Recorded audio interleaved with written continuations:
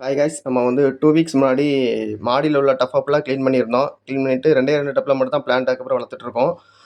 எதுக்காகன்னா, ஒண்ணு மாலி, இன்னொன்னு பொலார் பெரல் நம்ம போட்டிருக்கோம். அந்த 2ல மட்டும் தான் ட்ராகன் ஃப்ளைஸ் இருந்துச்சுன்னா, ஃபிஷ்ஷே சாப்பிட்ரும் அப்படிங்கிறக்காக அதில மட்டும் தான் நம்ம பிளான்ட் போட்டிருக்கோம்.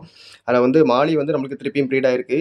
நம்மளுக்கு இதுக்கு முன்னாடி 2 நேரமுமே ஒரு டைம் 4 ஃப்ரைஸும், ஒரு டைம் 8 ஃப்ரைஸ் தான் நம்மளுக்கு கிடச்சிச்சு.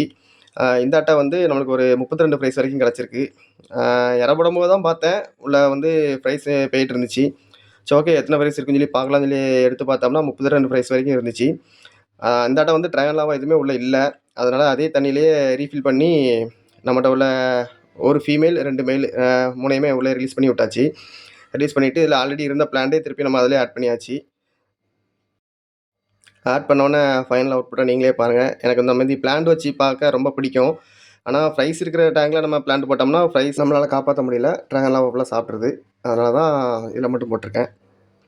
பிடிச்ச மாலி ஃப்ரைஸ ஃபுல்லா நம்ம ஆல்ரெடி செகண்ட் பேட்ச் குட்டி ஒரு 8 ஃப்ரைஸ் இருக்கு. அது கூடயே டெம்பரேச்சர் செட் பண்ணிட்டு அதுக்குள்ளயே விட்டுட்டேன்.